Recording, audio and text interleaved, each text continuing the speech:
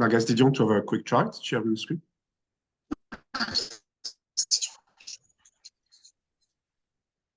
Yes. Do you want me to share my screen and dashboard? Sorry, I couldn't hear you. Yeah, just for testing purpose, just to make sure it's working. Yes. And Sure. after that, we make a start. We've got everyone.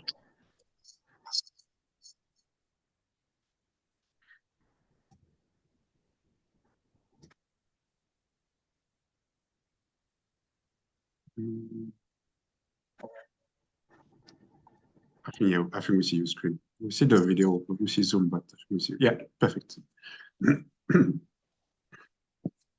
Cool. Thank you, Nargis. If you stop sharing, and I think we can make a start. I think we got everyone. Did I see Vanita on the call as well? Oh yeah, hey, Vanita. And you start to record, Maria. Yes, I started to record. I think my recording will have everyone. I think. Okay, I've cool. got Lauren and everyone pinned, so we'll see. Okay, cool. And Mrs. Lauren said I need to we pin the person who's presenting and then unpin the person. Like, so if someone is presenting, we'll pin that person and then unpin them. So yeah. So it's gonna be Kimberly, Lauren, and Frederick and Maria on the thing on the main screen, and then we'll pin and unpin and everyone who comes up and starts presenting. Okay. And you're happy to do that, Maria, since you're the host? Sure. I don't know, unless I can do it, I'm not sure. I think it has to be me, so we're good. I can make it work. Thanks for helping, Maria. So let's make a start. It's far past. So I think I'm the only one in the future. Saturday for me, it's like 6 o'clock in the morning. Good morning, good afternoon, good evening. Welcome to Viz For Social Good live presentation. It's been an amazing project. I think we've got so many submissions. We're going to talk about those before we start. I wanted to I've got a couple of slides to show you the agenda. We're very basic, but it's basically the idea is to have 4 of the volunteers presenting their work, and we're going to start with Gabrielle, because she has conflict to attend. But I wanted to, before we ask Vanita to do a quick welcome, or maybe you can do the welcome now, and then I wanted Lauren to give us some general feedback and thoughts about the project. So Vanita, do you want to open and give us a quick welcome? It's probably easier. Yeah, absolutely. Hello, welcome everyone. I know for many of you, it's that you're still working, or it's the end of the day, end of the week for you. And good morning, Frederick. Thank you for joining. I was just so amazed and inspired with the project and the collaboration on the Slack channel. It's always, every project just that never ceases to amaze me, the amount of collaboration and people helping one another was just great. And you know, we have the stats on the number of submissions. Again, we had a lot of new volunteers who stepped up and submitted their visits. So very inspiring. And you know, those of us in the data viz or BI profession, looking at survey data is never easy. Just to analyze information and then try and come up with the right visual and then tell the story of what the survey results are telling you it's an art and science on its own. So kudos to everybody who is able to, you know, look through the data. And Lauren, thank you for sharing all those questions. It opened my eyes. Like I think there's so many things I take for granted, but as I saw the questions and the answers people were giving, and you know, also, you know, it was in a different country, Nigeria, like it really just gave me a whole different appreciation for some of the challenges and for your organization's mission. So thank you for, you know, your generosity and opening up your data and sharing all your insights with us, because I think all the volunteers very much felt like this project was just really worthwhile working on. So thank you, everyone. And I see some members of the team here. So I see Victor and Susanna, Sarah, Adrian, and Frederick. Everyone on the team as well did a great job of just coordinating the project. again, we're all volunteers. We have our day jobs, and I think many of us wish we could just do this for our day job, but unfortunately, it doesn't pay the bills, right? So, anyways, but thank you all for joining, and it was just amazing, and I look forward to seeing the visuals. And Lauren, if there's opportunities for us to partner again in the future as you evolve your data and your mission, we'd be very much happy to stay involved and continue working with your organization. So thank you. Thanks for welcome, Vanessa. I'm gonna share my screen and show you just a couple of slides just for the process. Very, very simple.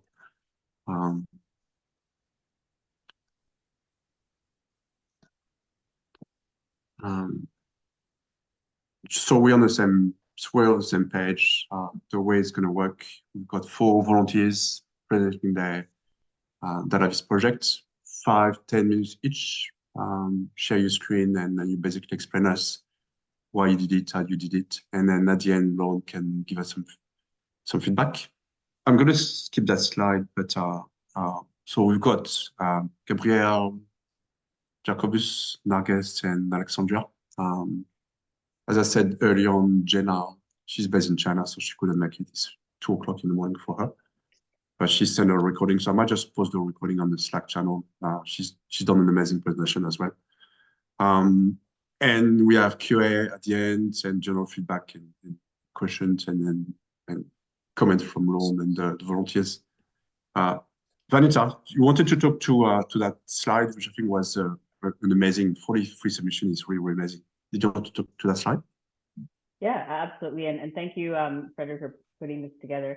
In addition to the project itself, we like to analyze the information that the volunteers provide us. And again, we had 43 submissions. I believe this is one of our highest submissions. If not, it broke the record, right?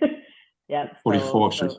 Okay, so almost there. I think, well, Adrian just submitted good. his a little while ago. So Adrian, yours is his in there? Like, okay, so we're at 44. I think it broke a record, but amazing to see like just the representation from around the world. Like, again, we have social causes and charities from one part of the world, but our volunteers always step up. It's really wonderful to see, where the volunteers are submitting from, the type of occupation they're in, their expertise. So it's a broad spectrum, and that's really amazing.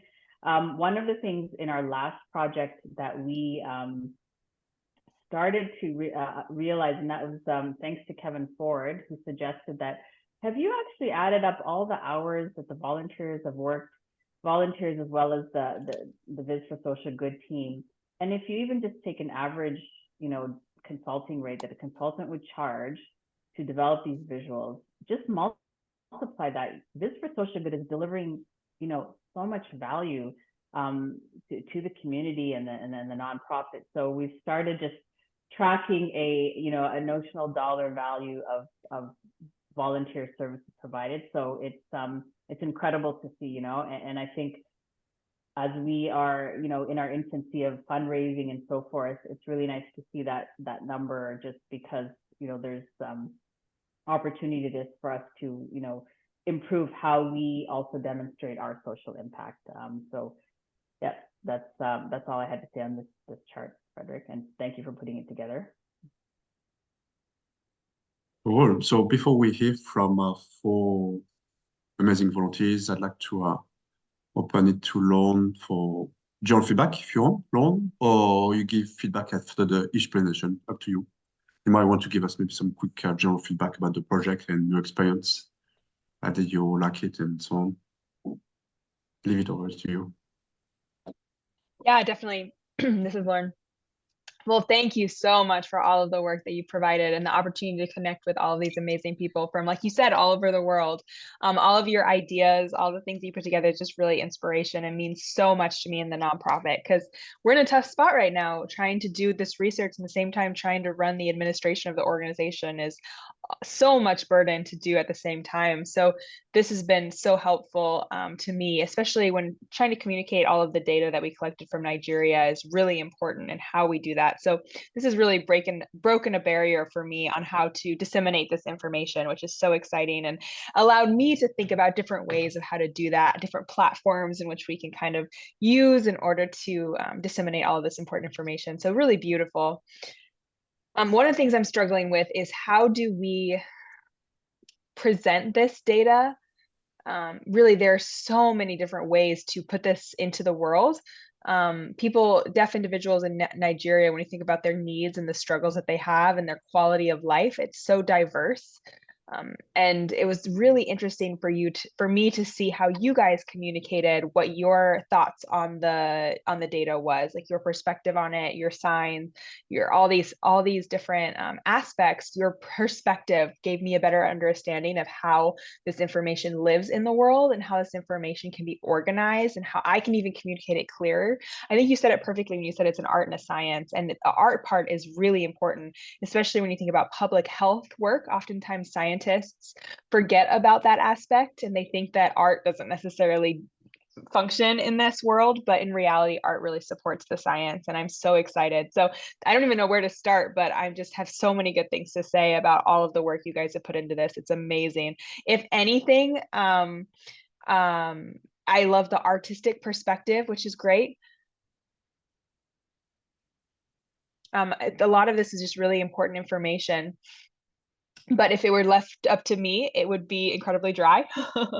So, it would just be a bunch of bar graphs, which probably the general public doesn't find very interesting. So adding the art element that you guys did was amazing, especially for me as scientists, to see the numbers and see the accurate data, but at the same time be able to see it in a more artistic way. And it becomes more accessible to a wider audience who might connect more with a different visual. So I think that it also has the ability to reach an attention span for a little bit longer. So a lot of the tweaks that you guys made to make them more attractive, catch the eye, those kind of things is really great. And I think that's what I was really looking for. And some of you guys just did an amazing job. For me, even though it was the data that I knew, I still was like, oh, that's so cool seeing it again from an artistic point of view. And what is this? It kind of gave the idea and left the impression of me wanting to learn more, even though I knew the data myself. But I think that the general public is going to want to know so much. So I wanted to pick all of the submissions. I really did. I say you all are winners, and I don't say that jokingly, but I know I had to filter it down to a few. It was really good. I think my priority was for it to be clear. And so that's kind of where I went for. I wanted to make sure that the struggles for deaf individuals in Nigeria was primary in all of the visuals that we're seeing. So yeah, I think we'll go ahead and start. If we can just do the presentations, and then we'll give some feedback. I can give some comments afterwards. And also, yeah, I'm really excited to have our new intern with us on the call. She's from Gallaudet University. She just started working with us at GDRI about 2 weeks ago. So her name is Kimberly. She's on the call. Want to do a short spotlight on her to just introduce her. She's deaf as well. So if you could just wave and introduce yourself, Kimberly. This is Kimberly. Hi, my name is Kimberly. I'm a student here at Gallaudet University. I'm originally from, I'm from Alaska. I'm from Alaska, Fairbanks, Alaska. I'm a double major on psychology and public health. So I'm really, really thrilled to be working with GDRI on this. It's going to be a really exciting journey. Lauren said, thank you so much, Kimberly. Happy to have you on the team. Thanks, Lauren. And then also Maria had a little bit of a glitch because Maria's from Alaska too. So Kimberly was like, oh, I'm from Alaska. So that was a little bit of a funny moment there. So yeah, so really happy that Kimberly is joining us. And we're also partnering, and just this partnership with Viz has been really great. I've been talking to her a little bit about all that you guys have been doing so far and filling her in.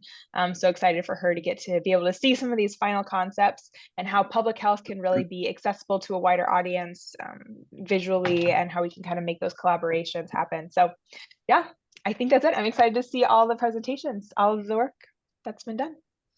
And a question for Lauren. I believe Lauren is keen to reuse some of the work that our volunteers produced for other projects or other countries. So that's something we can talk talk about offline, whether there's a way we can connect to each other and then reuse the work or templatize with it so much.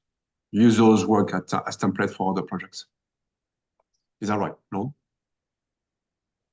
Yes, definitely. I would love that. Yeah, for sure. That's one thing that I've been having a conversation with Kimberly. We've been talking a lot about this and brainstorming how we could communicate to the wider audience. And one of the things that we've started is doing some posts on our social media and Instagram. And now with a lot of your work, I just love to be able to use your work to spread more of that communication and then apply what you've done to other countries that I visit. So yeah, definitely that'd be super helpful. Nice. So let's start. Gabrielle from Newcastle in the UK. Each time you've submitted something, I think your project, you've been invited to present. So I think you're one of our stars. And who? So over to you, Gabrielle. Just for me, Gabrielle. Gabrielle is first. Gabrielle. We're just gonna pin Gabrielle. Perfect. Ah, yeah, cool. Thanks, Maria. All right, great.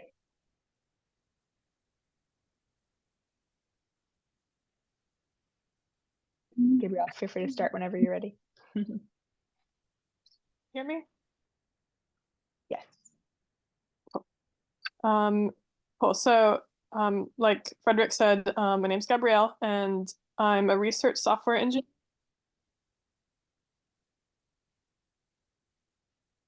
We just lost your audio. It goes in and out, I think. Okay. I'm not sure. You're back adjust now. this a bit. Is that better? Better. Okay. Might just been a bit far from the mic. I'll hold very still. So yeah, I was just saying, sorry about the audio. I'm a research software engineer at Newcastle University. So my job is helping researchers to analyze data or create software to improve their research. So this is very much in my wheelhouse in that regard, but then at the same time, I'm new to working with survey data. So that was a new skill for me. So one of the things that stood out from Dr. Lauren's presentation and the kickoff meeting was that you're also looking for ways to improve future data collection and surveys. So that was something that I kept in mind during this analysis of potential ways that surveys could be amended in the future to collect better data for your mission. And that's not to undermine the work that you've done here. It's amazing work. But whenever you design something, it's always an iterative process, and people always use things in unexpected ways. So it's just about adapting based on the initial results. So the other thing that stood out to me in the kickoff was Dr. Lauren's description about different deaf populations and how those different populations have different needs. So some people use sign language, some people use hearing aids, and that was something I wanted to look into a bit more. So my initial thought was that I would look at differences between sign language users and non-sign language users in terms of quality of life metric that you collected. But I quickly found that actually that wasn't really feasible with this data set because most people were sign language users.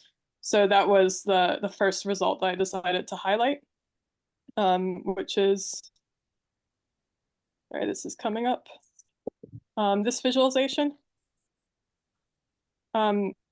So this was actually a bit tricky to pull out of the data set because there were a few different variables that captured sign language use, and they had somewhat conflicting results. So there was the variable about what languages to use comfortably. There was the question about, do you want to learn sign language, which also had a possible response of, I already know sign language. And then there was the sign language fluency question, how fluent are you at sign language? And I found that a lot of people who said they were very fluent in sign language either didn't list sign language in their languages that they're comfortable using, or also didn't respond, I already knew sign language in the do you want to learn sign language question. I decided to go with the fluency variable as the definitive result for this this visualization because I felt it agreed more with some of the other variables that were captured, and also was, I thought, the least likely to be misinterpreted. But that is something that's open to debate and something that could possibly be improved in future data collection. So that was some of the advice that I gave.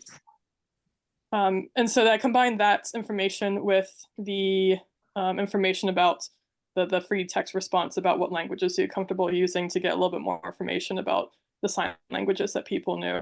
So as I said, most people were fluent in sign language, 205 out to 231 respondents.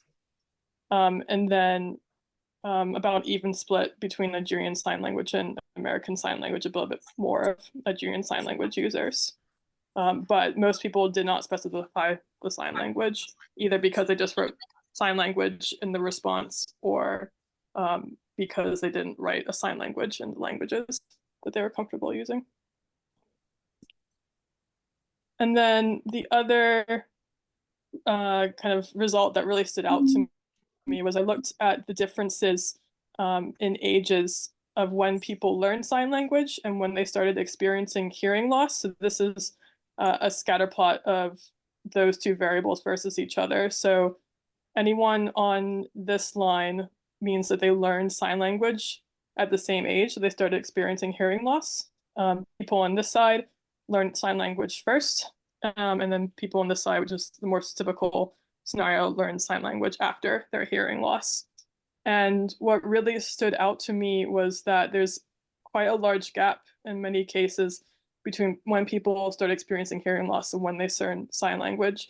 And that might be because maybe hearing loss was gradual. So that's something else that potentially GDRI could collect information on of when their hearing loss became a significant impairment to their communication ability. But then again, a lot of these people experienced hearing loss at a very young age, which makes me think that maybe there's more acute cases of hearing loss. So that's something that could be investigated further. And I wanted to show that raw data because it really shows that there's that gap in when people learn sign language across all ages. But in order to present that data a bit more clearly, I also created this visualization of the same data. So this is a histogram of the number of years between hearing loss and learning sign language. So any positive number is people learning sign language after their hearing loss. And the average gap was 4 years. And then about a fifth of people only learn sign language 10 or more years after hearing loss. And I think this really stood out to me because I'm a neuroscientist by training, and there is a critical period in development for learning languages fluently. That's So great. this delay can be quite impactful, really, in learning language. So that's the three visualizations I made. I decided to focus on quite a small part of this data set. But my goal was to provide, again, some insights that could guide future research, but also some insights that could be presented based on this data as well. And I decided to use GDRI's branding, their colors, and typefaces and such in these visualizations, again, to hopefully kind of fit with your other work. Yeah, I can take any questions. Beautiful. No, that's great. Lauren said, that's really great.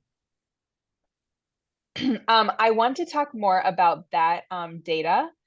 How I want to understand like the system you use. So the presentation, hold on one second.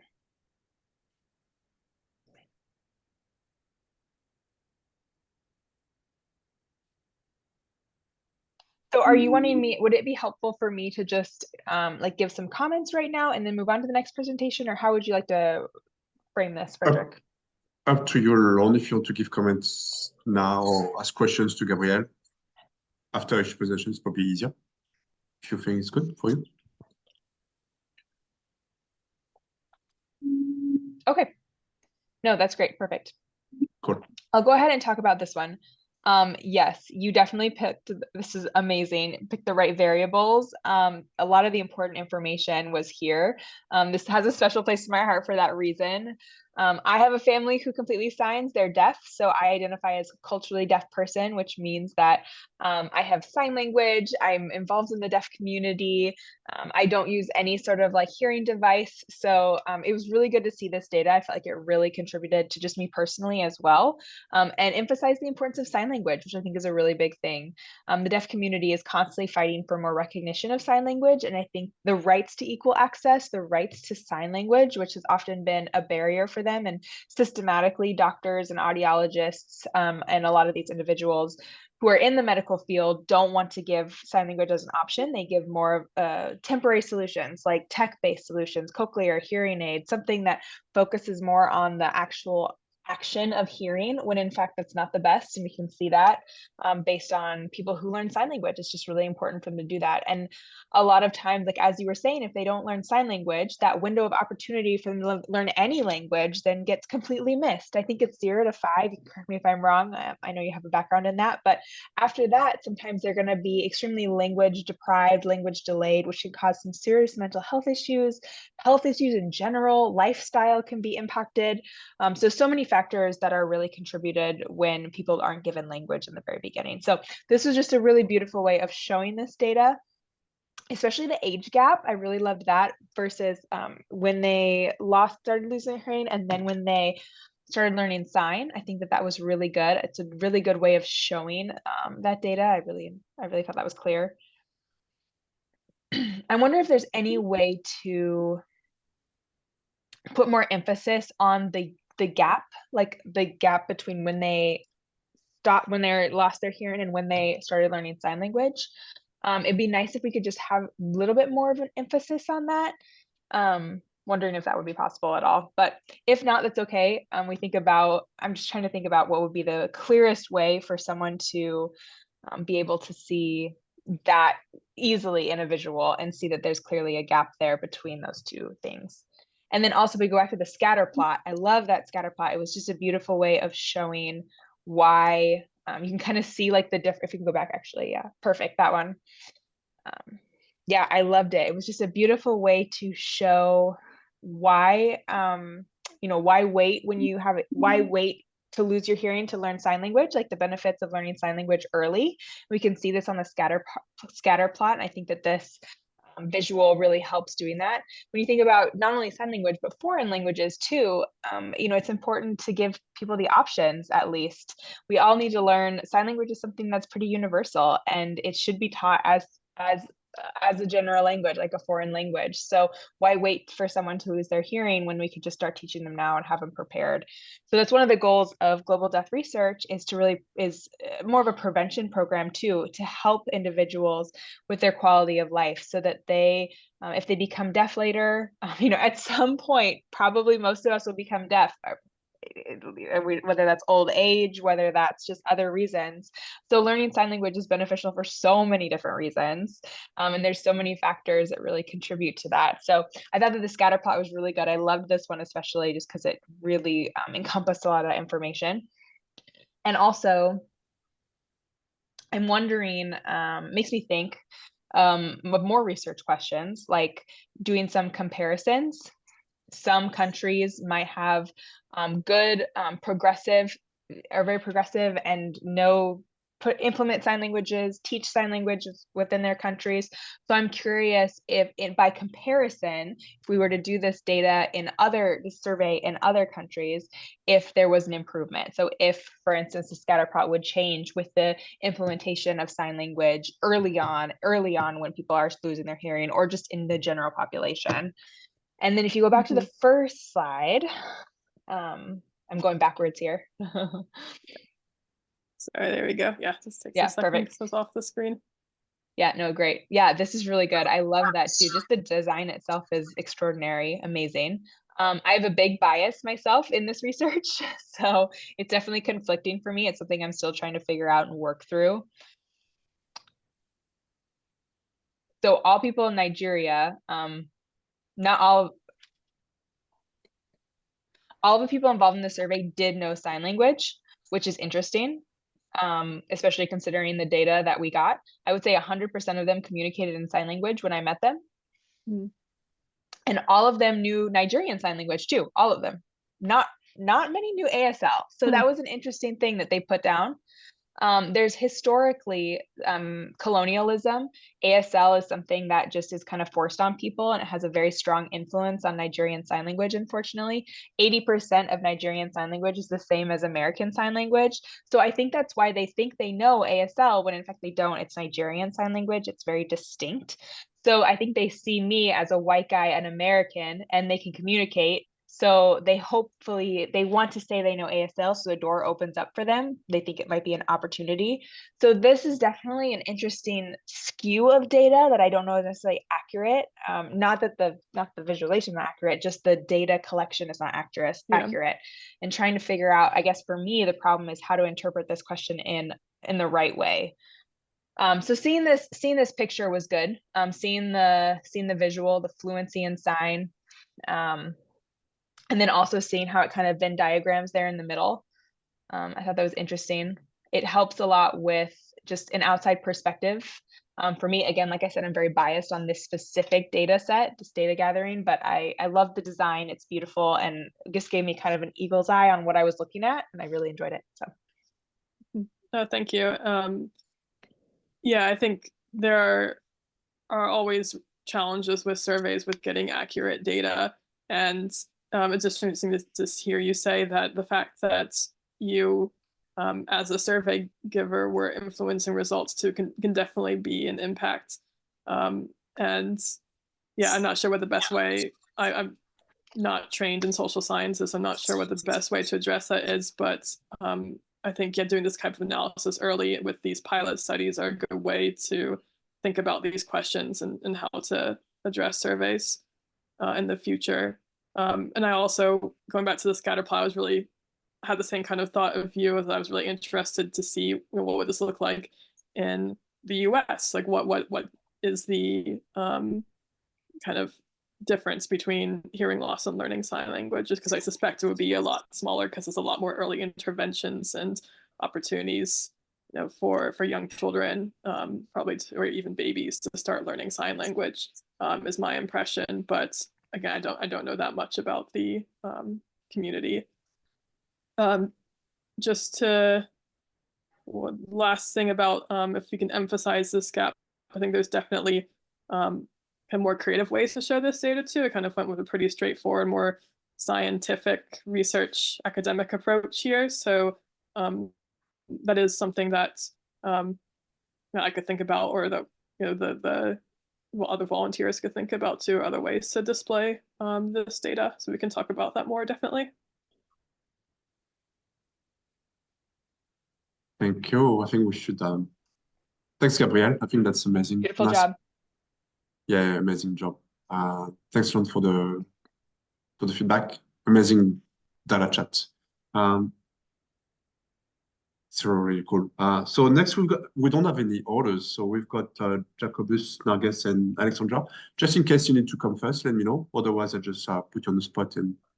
But unless someone needs to come early or go early, anyone else wants to talk first, or doesn't matter?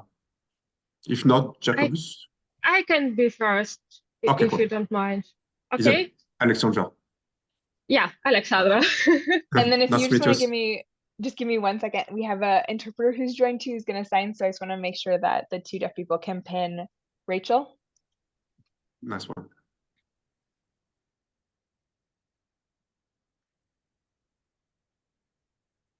Perfect. You'll still hear my voice, but she's going to be signing.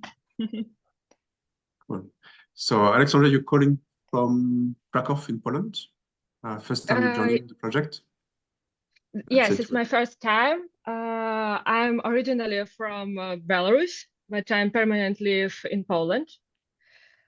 First of all, I want to say thank you for choosing my project. It's a great pleasure. And second, I want to say how amazing and really inspiring works I have seen. So I'm concerned about the allotted time, and I want to go into detail on each graph. So I just want to talk about the idea, key numbers, and why I choose this visualization method. To be honest, the biggest challenge for me was not to visualize questions, but to tell a story. I have a background in journalism and in marketing, so I know how important it is to tell a story to engage the audience. So at first, I didn't know what story I want to tell, and I started thinking. And to be honest, I think enough, maybe a few weeks about this. And before I knew what questions I want to visualize, I had to clean the data. And it was really a huge process. And I cleaned part of the data in Excel and the rest in Python. After cleaning and wrangling the data, I saw some gaps in data. For example, some respondents said that the best method of communication is through messengers, but they also said that they never have access to the internet. So I had to discard these responses. But it was not a lot of them, maybe 10 people or so on. After that, I started thinking about the storytelling aspect. It was challenging to tell a story when you don't know a lot about the end user or about the audience. Before this project, I knew little about Nigeria and the challenges faced by deaf individuals.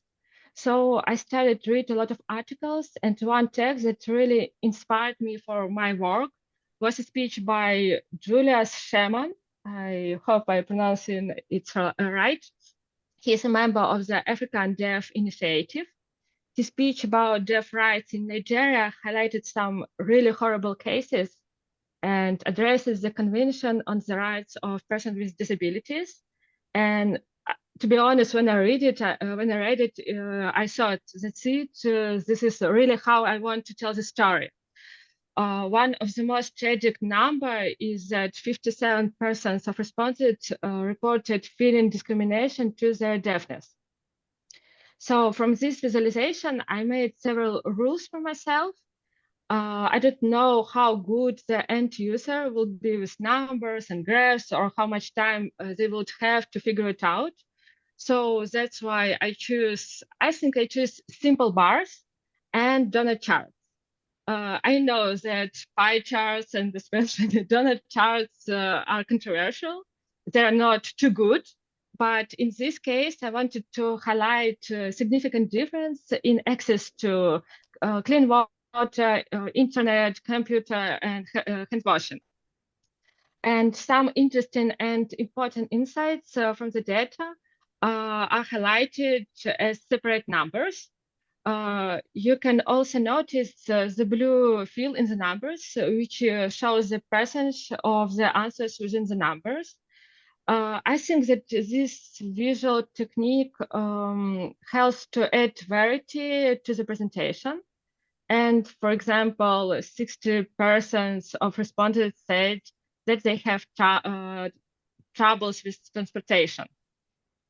So some numbers for me were really confusing. For example, that many respondents prefer to communication with family members, not with the police in the events of violence.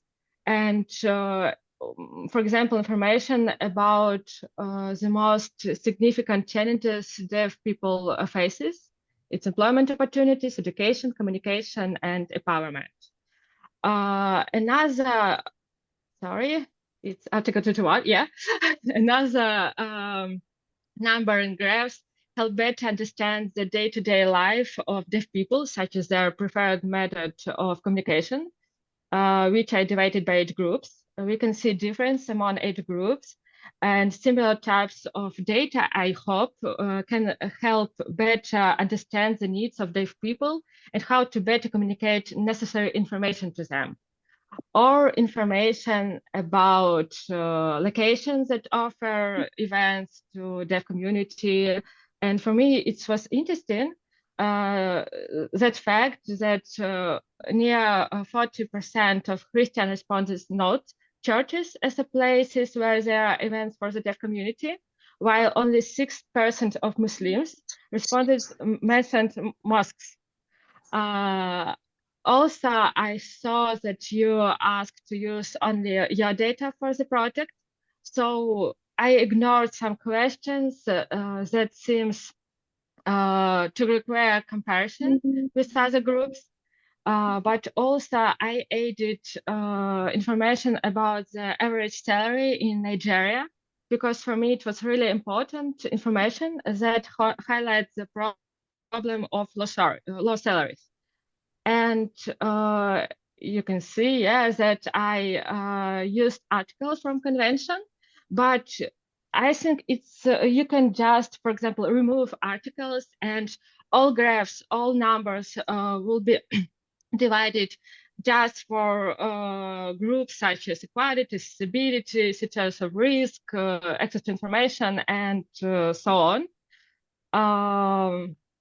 And I remembered that you desire for insider information, which is why I made this page.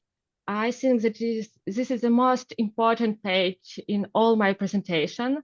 It's like a CV of my project with insights and results of my work. And I want now tell about my visual tool. It was my first time using Figma, and it was really challenging for me. But I wanted to present the information in long pages broken down into categories. And Figma seems like a really flexible tool for that idea. I visualized bars in Python using the Matplotlib library, and then redrew them in Figma. I think, yeah, it was double work, but I hope it looked cool. And I created donut charts using a plugin in Figma. I think that's all. So thank you for listening to my presentation. Excellent, Alexandra. Yes, that's absolutely. amazing. Thank you. Lauren, maybe if we can limit the feedback for Q&A to a couple of minutes, just for short time, just in case people need to leave at an hour. So, okay.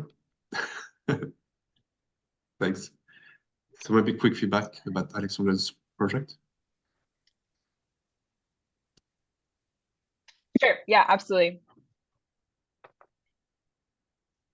Yeah. Oh, this was really amazing. Thank you so much. I was thrilled to see this data visual, because I'm actually going to the United Nations next week. So I'm in preparation for that. And I've been really considering, how do I communicate some of this information to the United Nations people, and especially fitting the UNCRPD Article 31. And you hit it right on the nail. So that was amazing. It's exactly what I needed for having some of these conversations with United Nations officials and delegates. So really appreciate that.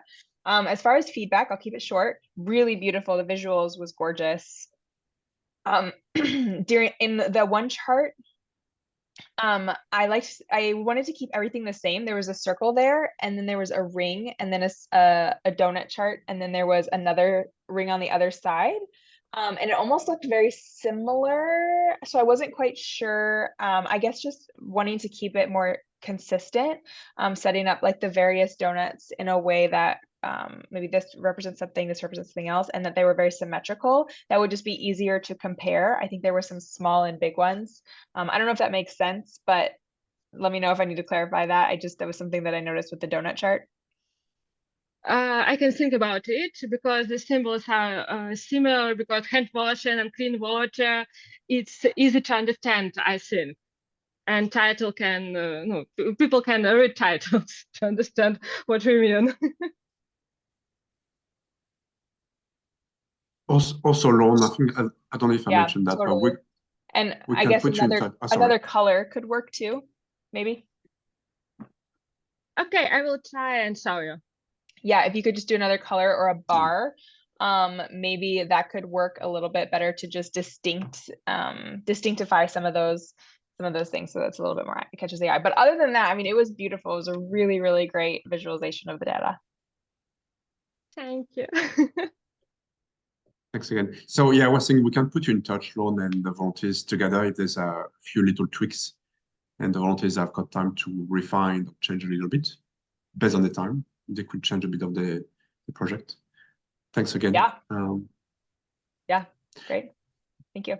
Jacobus, you're happy to talk next? You're calling from South Africa, Pretoria. Is that right? Yeah, Pretoria, South Africa. Yeah.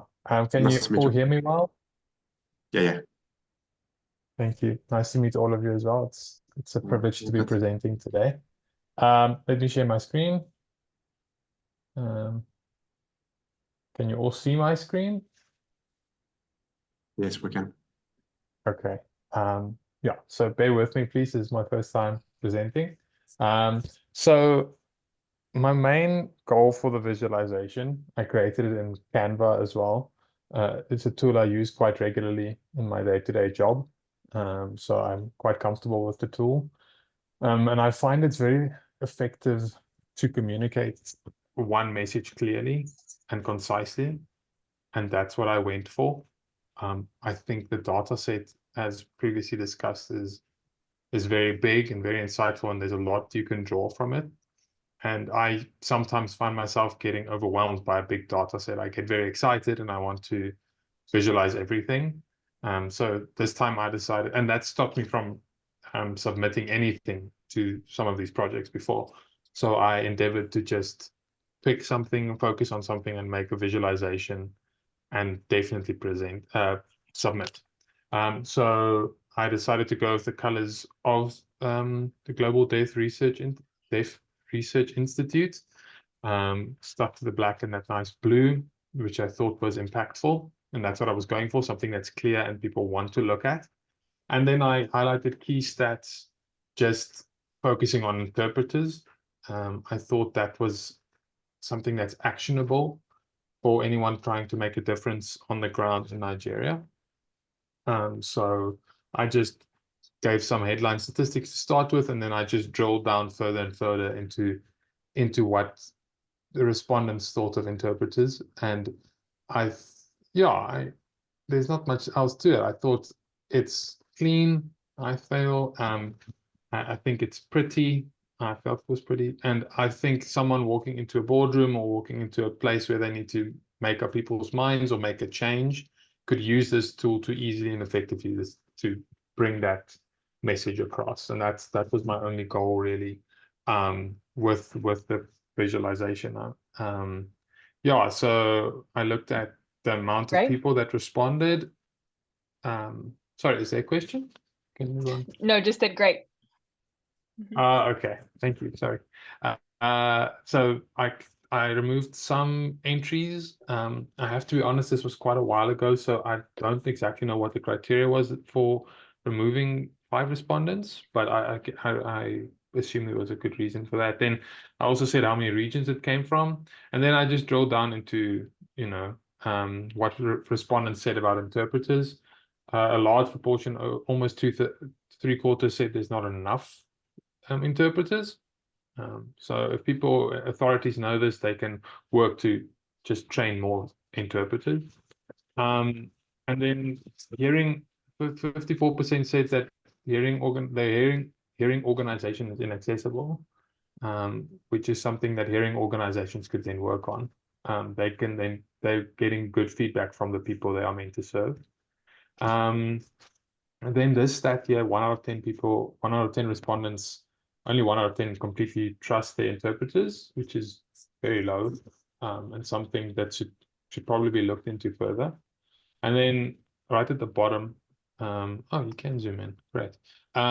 So response breakdown for a specific question. I didn't want to go over the top with visualizations. I think we can make beautiful visualizations, and we've seen a few of them already, but I just kept it simple to a donut. And I saw someone say in the comment it's donut day, so that's great. So are interpreters qualified and clear?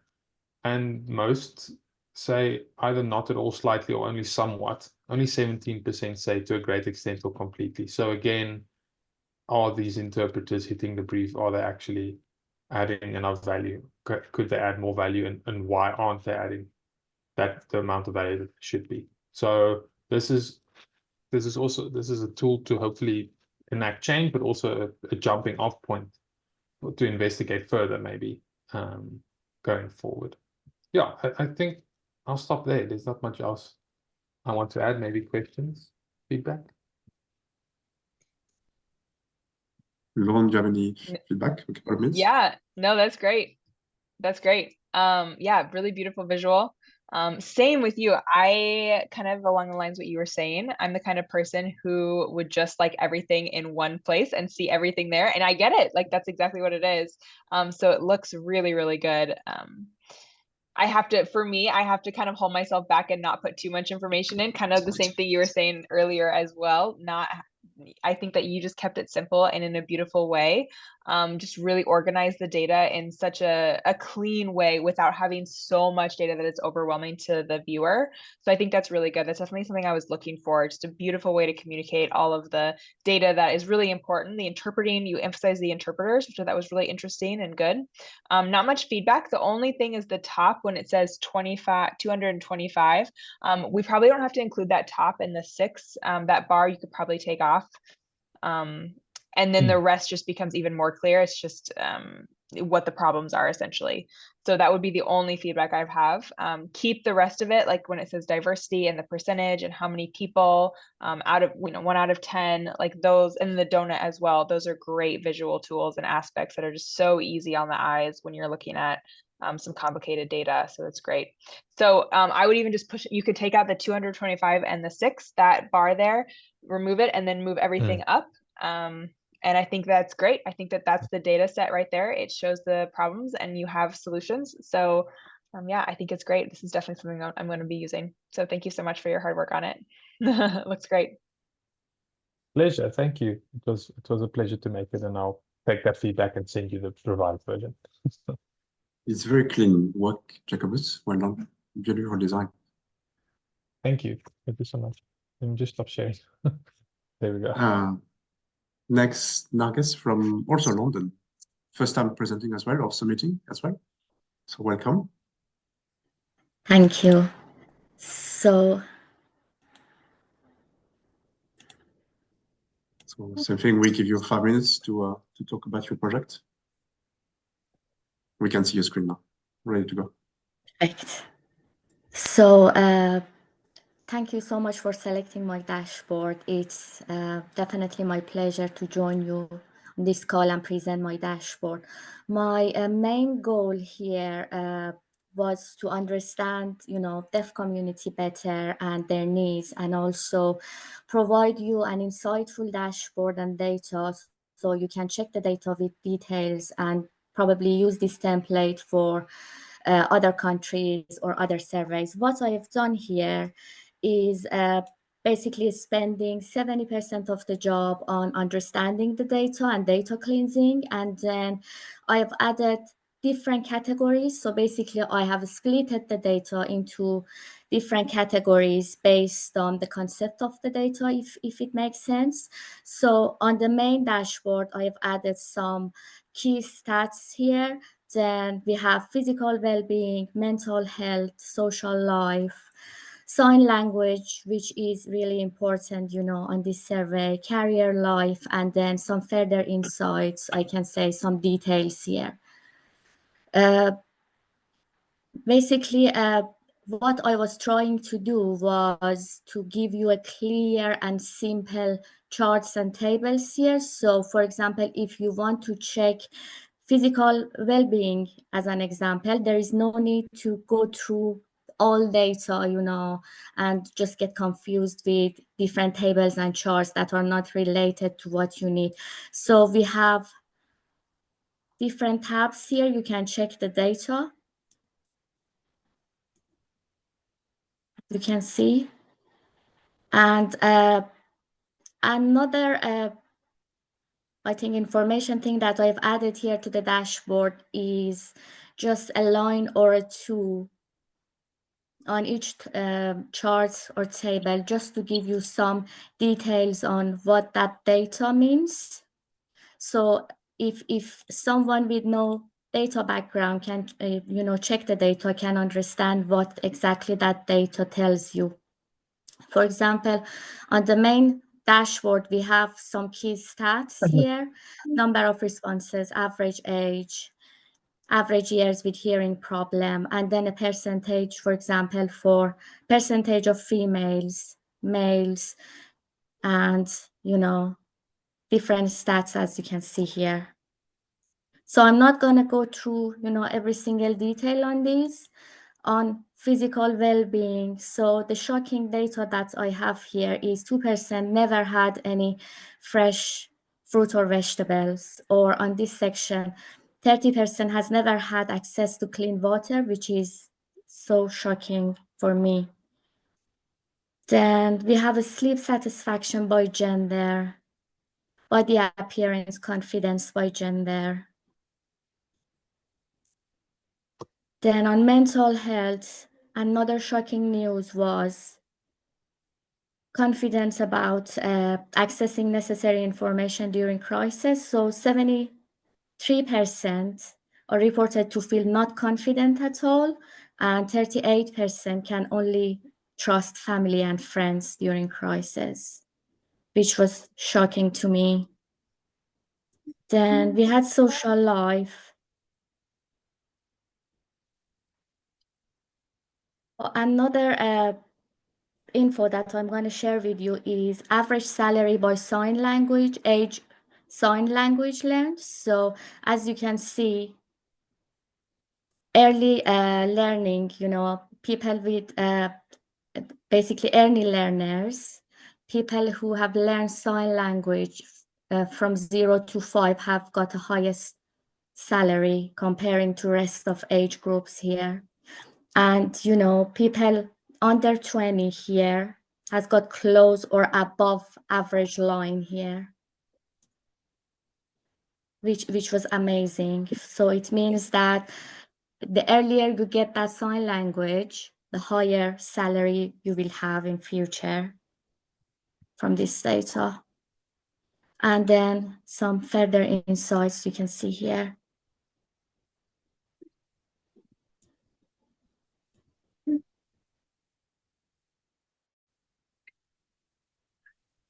So yes, I'm the last one. I'm not going to bother you with all details here, but I've published that on Tableau public page. You can check the details and you can come to me anytime with further suggestions or questions.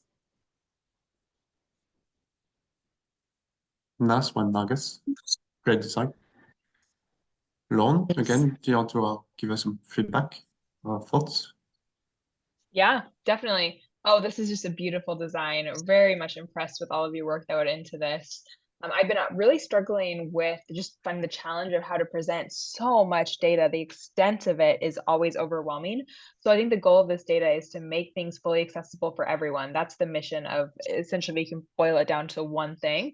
But going into all of the details, like how do you take this data and how do you go to governments and encourage policy change and encourage all of these major, essentially giving this data where it's digestible to the various organizations who are actually capable of making these changes. So, Excel spreadsheets aren't accessible to everyone. So how do we do this with so much data and put it in a way that's beautiful? And I think you really did it. I mean, some of the charts that you did is just amazing. Some of them, everything is right there. I really have nothing to say. It's just amazing.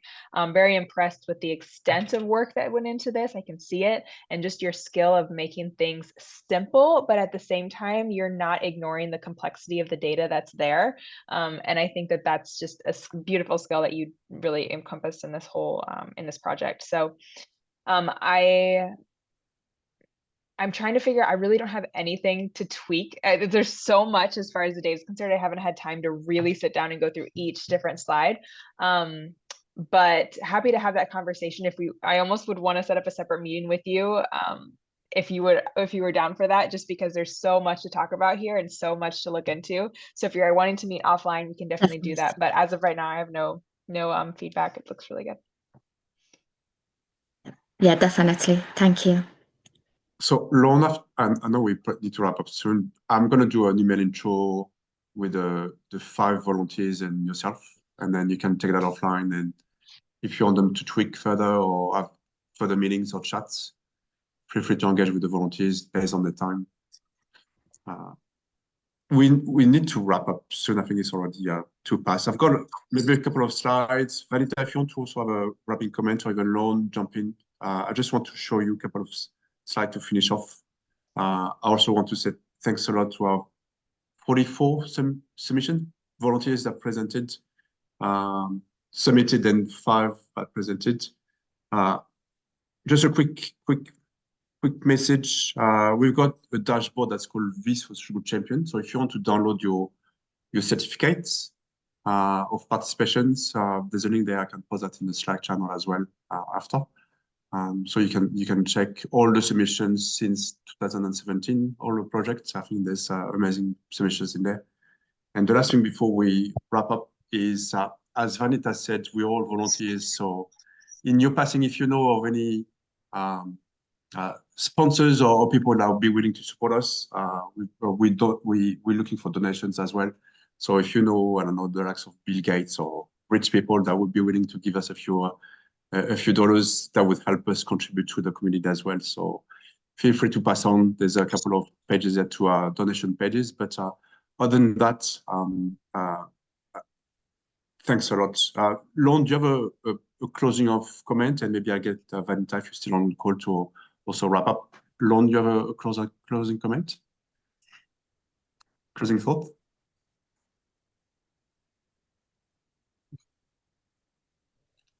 Yeah, 1 second. Yeah, definitely. Well, again, I just want to express my extreme gratitude for all of the work that you did. This has made such a big difference, and I appreciate your support for this mission and your advice and just all of the different ways that you were able to contribute to this data and the mission of this organization. I've started a 30-year research program. We're taking it 15 years at a time. I don't think the full 30 seems like a lot to bite off right now, so we're going to do.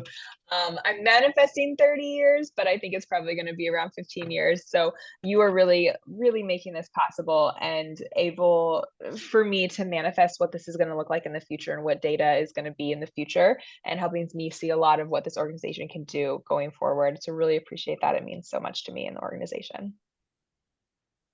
Right, it's amazing. I'm glad we could help as a community. So I was very surprised and thrilled to see so many projects and variety of designs to help you along. Thanks a lot for sharing the data with us. In terms of process, we've got usually projects running every couple of months. So I would suggest volunteers to watch the webpage, social media channels. We also have an email where you can subscribe and get notified when we've got a project. So working hard to get the next project signed up with the next charity. But yeah, thanks again. Vanita, do you have a last comment, or we're good to go? I'm good. We're good to go. Just thank you everyone. It was an amazing event today. So thanks again, Lon. Thanks, Maria, for helping us. And you're doing an amazing job. Thanks again. Have a good afternoon or evening. Bye.